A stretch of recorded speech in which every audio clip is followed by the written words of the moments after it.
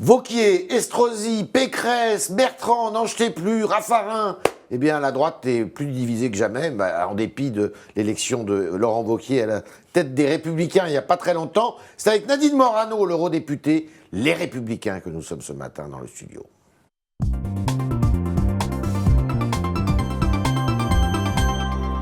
Nadine Morano, bonjour. Bonjour. Merci d'être dans les studios du Figaro. Alors, une petite polémique là qui, hier, a agité pas mal le landerneau politique sur le retour de Tokyo du Premier ministre dans un avion affrété spécialement, 350 000 €, alors qu'il y avait un autre avion de l'armée qui devait le convoyer. Scandaleux. Ça suscite votre indignation ou faut arrêter quoi, ce genre de... Je dis qu'il faut arrêter parce que c'est vrai que il faut évidemment faire très attention à l'utilisation des deniers publics. En même temps, il peut y avoir des circonstances qui fait que nous avons besoin, lorsqu'on est en charge de l'État, de moyens pour pouvoir assurer ses fonctions. Donc, à un moment, je ça crois mérite pas toute la polémique. Non, mais je crois qu'on est dans une perpétuelle polémique permanente de recherche, alors qu'on a des sujets graves à traiter. Et franchement, ce serait bien qu'on s'attelle vraiment à ce qui mériterait d'être dans l'actualité de façon approfondie. Vous avez des larmes sur cette droite en 1000 morceaux. Pécresse, Raffarin, Estrosi maintenant qui lance la France audacieuse. Qu'est-ce que vous dites de ça ? Je dis que d'abord, nos adhérents, mais nos vrais adhérents. C'est qui les vrais adhérents ? Parce que nous avons des vrais adhérents, des vrais militants. Vous savez que... Attendez, vous parlez de qui, chez les Républicains. Vous m'interrogez sur les Républicains. Mais Mme Pécresse, c'est aux Républicains. Monsieur Estrosi est aux Républicains. Parce que les Républicains, c'est un parti politique où ceux qui souhaitent venir nous rejoindre payent une adhésion, participent à cette vie du mouvement. Et d'ailleurs, ils ont été plus de 100 000, ils ont été 100 000 à voter pour choisir le président de notre famille politique. Et donc, c'est un beau résultat. C'est une élection qui est sans appel, puisque vraiment, Laurent Wauquiez a dégagé une très large majorité, avec un score de 74%. Qu'est-ce que vous dites à Christian Estrosi alors qu'il lance la France audacieuse ? Non, mais il faut regarder tout ça de près, c'est-à-dire que ces micro-partis dans lesquels, en fait, vous pouvez adhérer, vous. Moi, je suis journaliste, mon parti, c'est le Figaro. Vous pouvez adhérer, vous, ou quelqu'un d'autre, simplement avec une adresse mail, mais sans payer. Vous savez, c'est facile. Donc, en fait, ce sont des micro-partis. Mais ça donne quand même une impression de confusion. Moi, je dis que par respect pour nos militants, nos sympathisants et par respect pour les Français, on doit pouvoir leur parler clair. Et que toutes les aventures qui consistent à aller marcher seul vers des chemins de traverse... Ce sont des aventures personnelles ? Oui, je le pense. Et quand je regarde... Pécresse, Estrosi, tout ça, c'est des... Mais vous savez, on a gouverné ensemble. On s'est retrouvés dans les mêmes gouvernements. Et quand je lis aujourd'hui l'interview qu'a donnée Laurent Wauquiez dans la presse européenne sur sa vision... de l'Europe, je vois ni Valérie, ni Christian, ni les autres pouvoir diverger sur ce qui a été dit. Donc en fait, sur le fond, on n'a pas de divergence. C'est un bon président ? Qui ? Wauquiez ? Pour votre parti ? Je le souhaite, je l'espère. Mais moi, j'ai soutenu Laurent. Alors, parce que vous prenez les prénoms. Alors, Christian, Valérie, Xavier, ils disent droitisation du parti, ça, on ne veut pas. Donnez-moi un exemple. J'aimerais bien qu'on me donne un exemple. Non, le seul élément de langage que j'entends... Il est en train de flirter avec le Front National. Non, mais le seul élément de langage que j'entends, qui est récurrent, c'est notre parti politique, les Républicains, ne doit pas franchir une ligne rouge avec le Front National. Oui, c'est ça. Or, ils étaient tous présents au bureau politique lorsque, au moment des élections présidentielles, nous avons déterminé ensemble la ligne majoritaire de ce bureau politique qui disait quoi ? C'est pour ça qu'il faut sortir du mensonge. J'en peux plus d'entendre ce mensonge. Nous avons dit quoi ? Nous avons laissé la liberté de choix aux électeurs, parce que nous n'avons pas, comme ça, à imposer des consignes de vote. Et moi, je respecte ceux qui ont voté blanc, que les choses soient claires. Pour ma part, j'ai voté Emmanuel Macron. Mais nous avons... Mais il aurait pu dire on vote Macron. Mais il qui ? Le bureau politique ? Non, oui, enfin Wauquiez à l'époque. Non, mais le bureau politique. Mais pourquoi dire aux électeurs qu'on leur imposerait de voter Emmanuel Macron, que nous avions combattu quelques semaines avant ? C'est un adversaire politique, Macron, pour vous ? Oui, c'est un adversaire politique. Je ne partage pas sa ligne politique sur beaucoup de sujets. Vous partagez celle de Marine Le Pen ? Il est le président de la République. Non, mais vous ne m'avez pas laissé terminer ma phrase. Pardon, je voudrais aller jusqu'au bout. Nous n'avons pas donné de consigne de vote, mais nous avons appelé à faire battre Marine Le Pen. Et donc, tout le monde était là. Toutes les personnes dont vous me parlez l'Assemblée étaient présents. Donc il faut arrêter de dire des mensonges. Il faut arrêter de dire des mensonges. Nous avons toujours été clairs sur ce sujet. Nous avons appelé à faire battre Marine Le Pen. Nous ne voulons pas d'alliance avec Marine Le Pen parce que son programme économique est une hérésie pour la France. Oui. Et on voit bien que si nous ne parlons pas des vrais sujets qui intéressent les Français, notamment le sujet de la question migratoire et de lutte contre l'islam radical, c'est ce qui fait monter partout en Europe les extrêmes. Vous êtes, Nadine Morano, optimiste pour les Républicains ? Moi, par nature, je suis optimiste et je crois qu'à un moment, vous savez, quand on est dans un parti politique, c'est bien d'y être quand c'est les moments des victoires, mais quand on traverse des difficultés, il faut serrer les coudes. Il faut être là aussi. Et donc, je regrette que ceux qui ont bénéficié de l'étiquette des Républicains et qui, à l'époque, se faisaient élire sur cette étiquette, quand ça allait bien, quand il y a des difficultés, on les voit partir un peu ailleurs. Vous regrettez qu'ils jouent un peu les filles de l'air, là Oui, moi, je préfère qu'ils soient tous dans notre famille politique. Je pense que c'est leur vocation. Vous parlez d'immigration. Oui. Mais alors, ce qui est terrible, c'est que Macron, il vous a un peu piqué vos sujets. Sur le plan économique, on a l'impression que c'est une politique de droite. Et là, on entend M. Gérard Collomb qui nous prépare un grand sujet, un grand projet sur l'immigration. Et on a l'impression d'entendre Nicolas Sarkozy. Quand vous écoutez Gérard Collomb, qui sur RTL dit la réalité catastrophique de ce qu'on est en train de vivre en ce moment, avec 95 000 demandeurs d'asile, alors qu'avant on était en moyenne à 60 000 demandeurs d'asile. Vous partagez son observation sur son constat, le constat, il est le bon. D'accord. Mais alors vous avez réponse. Le discours. Il dit il faut reconduire tous ceux qui sont en position illégale. Oui, alors vous avez le discours de Gérard Collomb d'un côté, vous avez la réalité budgétaire de ce que ce gouvernement propose. C'est quoi la réalité budgétaire? Vous allez me dire que 10% du budget des reconduites à la frontière, ça a baissé de 10% ce budget-là. Ah ben oui, évidemment. C'est les éléments de langage non, c'est pas les éléments de langage, pardon. Mais moi, j'ai le tableau du budget. Et quand je vois sur le programme 303 de la mission Asile que sur la lutte contre l'immigration irrégulière, c'est un budget de moins de 6 millions d'euros, rien que sur la lutte contre l'immigration irrégulière. Vous êtes en train de me dire qu'il y a des discours et les actes ne suivent pas.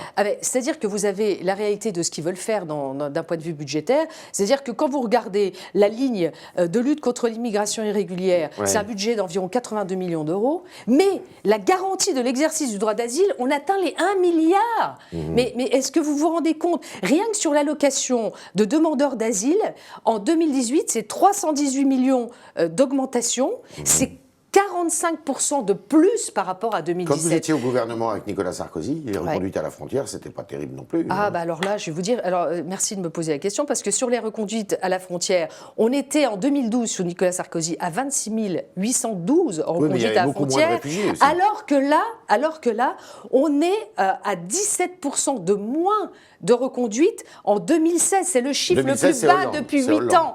Oui, attendez, il vient d'arriver, on ne peut pas avoir, ça fait 6 mois qu'il est là, on n'a pas un budget. On n'a pas des chiffres annuels. Et donc, on voit bien qu'en fait, il y a la volonté ou le constat dressé par M. Collomb. Et puis, 48 heures après, vous avez le Premier ministre Édouard Philippe qui, sur le même plateau, sur RTL, vient expliquer que, en fait, non, on ne va pas regarder qui sont en situation irrégulière, mais plutôt qui on peut aider en demande d'asile. Donc, en fait, il vient quasi s'excuser des propos qui sont tenus par ces gens. Donc il y a une incohérence gouvernementale et surtout, Monsieur Tréhard, regardez aussi la majorité parlementaire dont dispose le président de la République, qui est une majorité de gauche, et vous verrez que ce texte sera très difficile à faire passer. Comment vous expliquez que vous avez du mal à vous faire entendre et que lui, il a une popularité, le président de la République, qui est en flèche? D'abord, invitez-nous un peu plus sur les plateaux et puis on verra. Non, quel mauvais procès! Je ne parle pas de vous. Pas moi, mais les autres même aussi. Ah non, mais même les autres aussi. C'est vraiment très difficile aujourd'hui de pouvoir aller s'exprimer. Non, mais si, c'est une réalité. On en parlera, je donnerai quelques noms. Mais c'est quand même compliqué. C'est quand même compliqué. Des noms. Non, mais franchement, nous, on voudrait... Moi, je suis députée européenne, j'ai été la seule parlementaire française à être allée au sommet Union européenne-Afrique.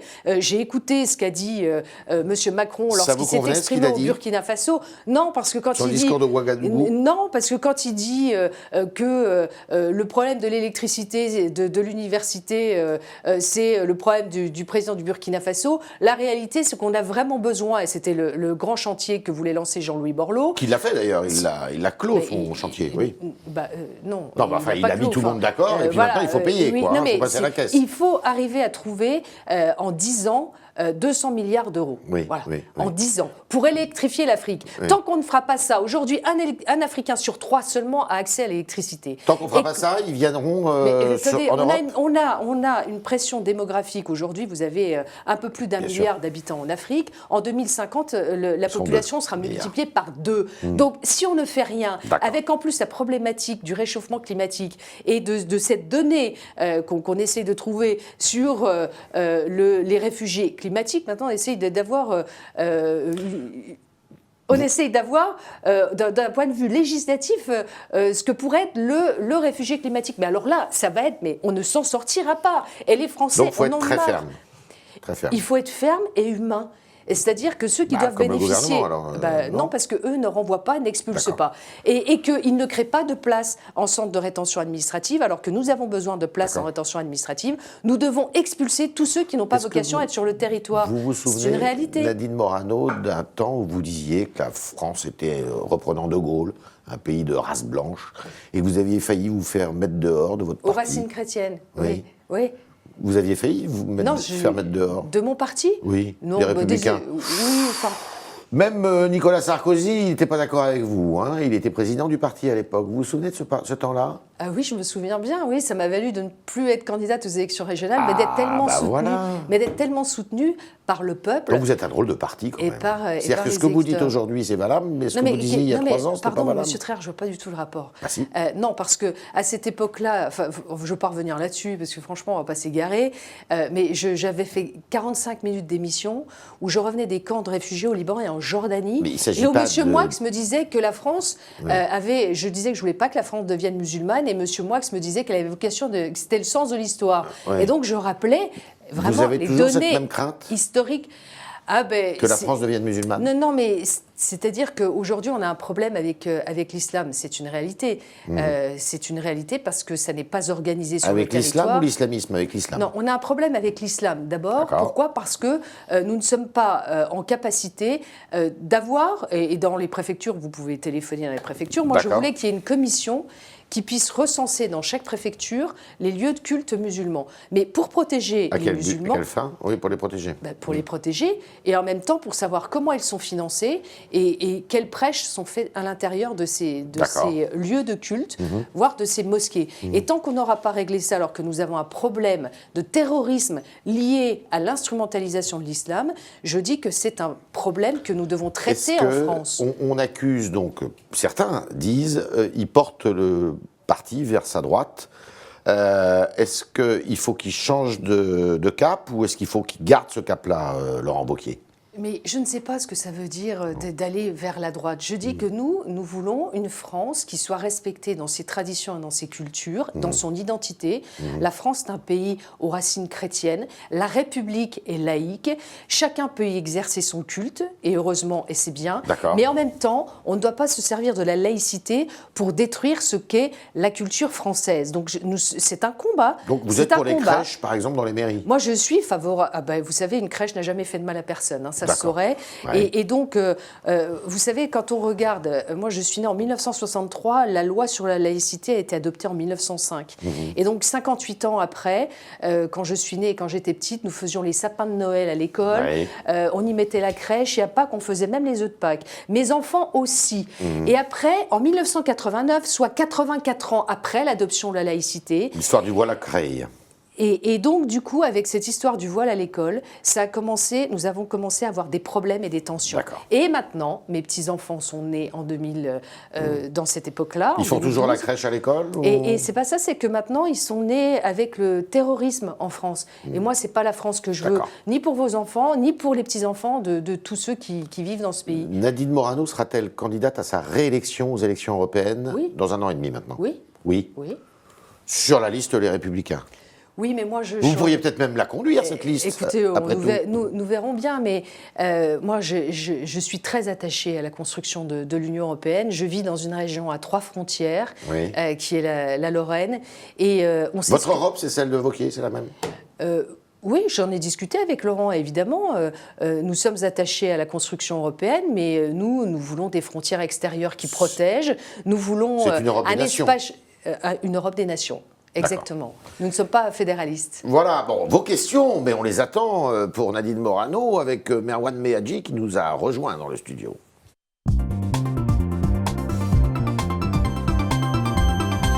Merwan, bonjour. Bonjour Istria, bonjour Nadine Morano. Bonjour. Alors, vous avez fait une introduction toute prête pour moi, parce que du coup, j'ai une question d'Yanis Boulek. Vous venez de parler de laïcité, vous avez un problème avec l'islamisme, mais aussi l'islam. Et du coup, j'ai une question. Non, j'ai pas un problème, c'est la France qui a un problème. Hein. Pas que la France, je pense que c'est international surtout. L'Europe.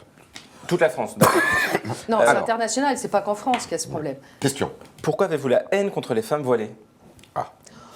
Alors, jamais je n'utiliserai un terme pareil, vous vous rendez compte, la haine. Mais comment vous pouvez dire une chose pareille? C'est pas moi qui l'a dit, c'est un internaute. Donc, moi, je fais juste le relais des questions. Non, moi, je n'ai pas de haine. Je dis simplement que... c'est Yanis Boulek sur Snapchat. Je dis simplement que le voile, c'est le seul élément religieux de soumission de la femme.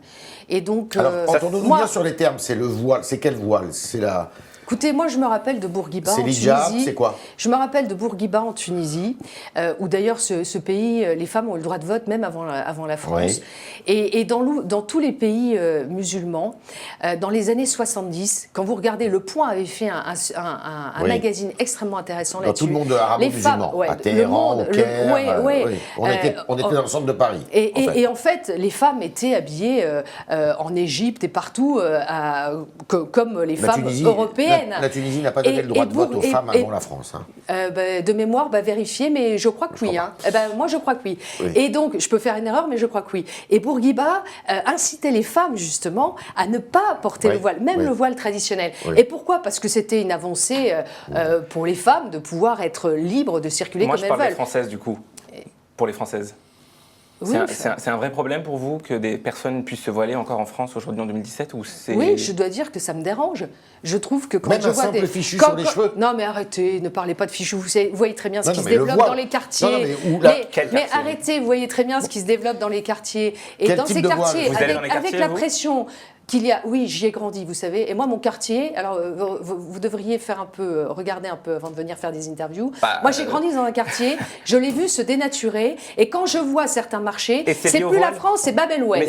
Et donc, moi, je vais vous dire, je veux une France où chacun puisse vivre en liberté. Mais quand je vois... Donc, quelqu'un qui met un voile, ça empêche la liberté de quelqu'un d'autre, du coup. C'est ça? Non, c'est pas ça. C'est-à-dire que c'est des femmes qui choisissent de mettre un voile. Les femmes subissent la pression. Pourquoi les hommes ne portent rien? Pourquoi les hommes ne se voilent pas? Pourquoi les hommes ont le droit de montrer leur belle chevelure? Pourquoi les femmes n'auraient pas le droit? Parce qu'elles sont dans un phénomène de séduction, alors elles doivent cacher leurs cheveux. Je dis non, c'est tout. Et vous savez, quand tous les mercredis en Iran, les femmes... Je parle de la France encore une fois. Hein. Oui, moi je parle des femmes en général et partout, parce que mon combat c'est aussi pour les femmes qui vivent en Iran et qui toutes les semaines, tous les mercredis, mais là vous faites de la propagande, jamais je laisserai faire ça. Non, c'est pas une liberté individuelle. Mais moi ma réponse... Non, mais je vais continuer. Non, je vais continuer. Tous les mercredis, les femmes en Iran prennent des risques pour elles-mêmes et font une opération de femmes sans voile. Et sur les réseaux sociaux, tous les mercredis, on le voit. Et moi, je soutiens ces femmes parce que je veux pour elles la liberté en France comme partout ailleurs. J'ai bien compris. Vous les soutenez comment? Par les réseaux sociaux? Je relais. Je relais toutes les semaines. En général, je retweet pour les soutenir. Et d'ailleurs, je reçois beaucoup de messages de femmes, de partout d'ailleurs, des pays du Maghreb qui nous disent « Mais soutenez-nous, aidez-nous, parce que nous, on ne veut pas ça. » Et pourquoi dans les années 70, elles ne portaient pas le voile? Et que maintenant, on est dans cette mode où il faut soumettre les femmes. Alors, une autre question. Alexandre qui nous dit « Selon vous, Xavier Bertrand a-t-il quitté les Républicains pour devenir le prochain Premier ministre de Emmanuel Macron? Il faut lui poser la question. C'est possible. Vous n'avez pas d'avis? Je ne sais pas. Il faut lui poser la question. Moi, je trouve dommage qu'il soit parti, mais bon. Vous le regrettez? Moi, je trouve que Xavier avait plus à être chez nous au regard de ses convictions qu'avoir un parcours personnel, parti tout seul. Que vous ne comprenez pas bien? Si, je comprends qu'il a plutôt une envie de regarder plus vers 2022, mais comme il est déjà pas allé en 2017, je ne suis pas sûre qu'il y aille non plus en 2022. Autre question. Quelle est votre parole au sein des Républicains aujourd'hui? On a le sentiment que depuis la fin de l'ère Nicolas Sarkozy, vous n'avez plus d'aura, ni chez les Républicains, ni dans le débat public. C'est une question d'Imen aussi sur Snapchat. Imen, sur Snapchat. Ah, c'est direct, hein? Bon, c'est surtout très sélectionné. Je dirais pas non, mais pas du tout. C'est pas notre style. Non, mais c'est pipeau, ça. Je veux dire, depuis... Vous vous sentez bien chez les Républicains? Évidemment. Ouais. Et je parle quand j'en ai envie, et sur les plateaux quand on y est invité. Mais je vais vous dire, quand je sors dans la rue et quand je vais dans des meetings, moi, je suis parlementaire européen, donc j'ai un travail qui est plus sur l'international maintenant. Mais on n'a pas moins d'aura. Qu'est-ce que ça veut dire? C'est du grand ridicule. Ça. Alors, il mène à tout faux. Alors, une autre question. Alexandre, toujours, pensez-vous, comme moi, qu'Emmanuel Macron a tué les partis politiques, que ce soit les Républicains, le Front National ou le Parti Socialiste? Non, je pense qu'il a bénéficié d'une situation qui nous a tous affaiblis. C'est pas lui qui l'a créée, cette situation? Non, parce que nous n'aurions jamais dû perdre. Il n'a aucun talent politique, finalement. Non, j'ai pas dit qu'il n'avait pas de talent politique. J'ai dit que François Fillon aurait dû gagner cette élection qui était imperdable, que Emmanuel Macron, qui combat les partis traditionnels, a été le premier à en recréer un nouveau, puisque ça s'appelle En Marche. Donc c'est un peu pipeau tout ça, là aussi, il faut dire la réalité des choses. Une autre question. Est-ce que les récents propos de M. Macron sur l'immigration ne sont pas aussi un piège destiné à pousser la droite dans la surenchère? C'est une question d'Honoré. Non, parce que nous avons notre analyse politique et notre vision politique sur la question migratoire. Je pense que Emmanuel Macron est dans le laxisme et dans la continuité du laxisme de François Hollande, ce qui malheureusement, et au regard de la politique d'Angela Merkel en Allemagne, a amené pour la première fois depuis la guerre l'extrême droite en Allemagne, comme elle est arrivée aussi en Autriche, comme elle nous a suscité aussi le Brexit au Royaume-Uni. Et les citoyens européens en ont ras-le-bol de voir un laxisme sur la politique migratoire, parce que c'est eux qui payent financièrement. Et ils en ont marre de payer pour des gens qui vont rester, comme l'a dit Gérard Collomb, 50 000 personnes dans des hôtels, qui sont là depuis quasi 10 ans, mais qui payent? Je veux dire, à un moment, c'est pas leur argent personnel, c'est les Français. Dernière question. 52% des Français approuvent l'action de Macron. Est-ce surtout dû au fait qu'ils étaient tellement habitués à l'immobilisme de la présidence Hollande? Il faut dire que par rapport à François Hollande, c'est facile de faire mieux. C'est pas la même chose, d'après vous, oui, Hollande-Macron, parce que tout à l'heure, vous avez dit... Non, mais c'est le même laxisme, sauf que, si vous voulez, s'agissant d'Emmanuel Macron, l'image est beaucoup mieux. Et comme il voulait être acteur de cinéma, on peut constater qu'il a un talent de communication... Il fait du cinéma à l'Élysée, lui. Moi, je trouve qu'il surjoue la communication présidentielle. Pour l'instant, ça lui réussit, mais quand les Français vont recevoir leur feuille d'impôt et l'augmentation de la CSG...